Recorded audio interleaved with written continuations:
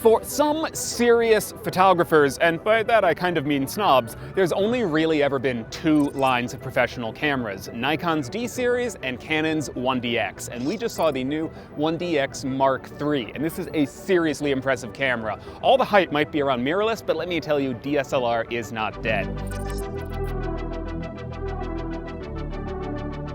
The 1DX Mark III is the newest camera in Canon's high-end professional line. Now, these cameras are not the big high-megapixel monsters. They are really intended towards photojournalists and sports shooters and people who really value speed and accuracy and durability over sheer megapixels. The camera only has a 20 megapixel sensor, though the image quality is still amazing, but where it really excels is its speed. Even using the mirror, looking through the viewfinder, you can take 16 pictures per second. That is 16 raw photos per second, and lock the mirror up and use the live view, and that goes up to an amazing 20 photos a second. That is crucial for high-action sports or, again, photojournalism, something where you need to be absolutely sure you don't miss the moment. Now, on a lot of cameras, even those that can shoot really fast, they do have a buffer. There's a limit to how many photos the camera can shoot before you need to pause so it can finish writing them all to the memory card. Well, this camera uses the new CFexpress format, which has write speeds over 1,000 megabits a second, and Canon says you can shoot 1,000 consecutive raw photos before you'll have to pause to write out the buffer. So no need to miss any action here or ever stop shooting, though you're definitely going to generate some data. Those 16 photos a second aren't worth anything if they're not in focus, and here's where the revised autofocus system comes into play.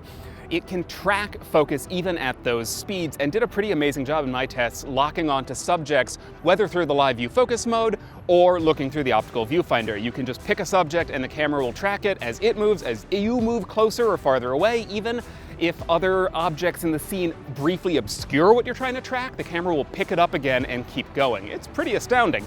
Canon has increased the number of phase detect sensor points and also covered 90% of the sensor with its dual pixel autofocus, which is particularly good during video. Speaking of video, this is where the camera has some amazing features. Now, in the past, Canon's cameras have been good for video, but they have reserved some high-end features for their cinema line, and not anymore here. Not only can this camera shoot 4K in high bitrate, it can in fact do in-camera RAW at 5.5K, more than 5,000 pixels across, at a shocking 2,600 megabits per second. That is more than 300 megabytes a second in this image. It is an astoundingly high data rate. Now, we couldn't actually take any of the photos we shot or any of the images with us to check out the quality ourselves. This is still technically a pre-production model, but what we could see through the viewfinder, it still looked pretty amazing. You've got your 5.5K RAW options. You can also do full 10-bit 422 4K using Canon's C-Log low contrast.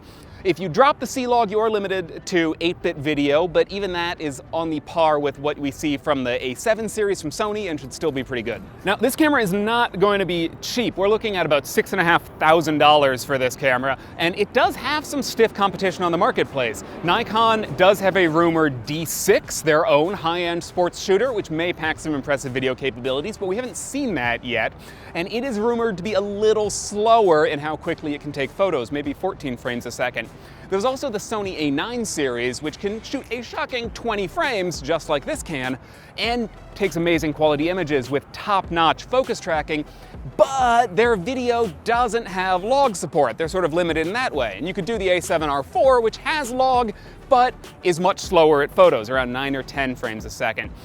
On Nikon's side, you do have the Z6 and Z7 being able to do raw video out, but only with a recorder. They can't shoot it internally. So there is really no other camera at the moment that can do everything this can in one package.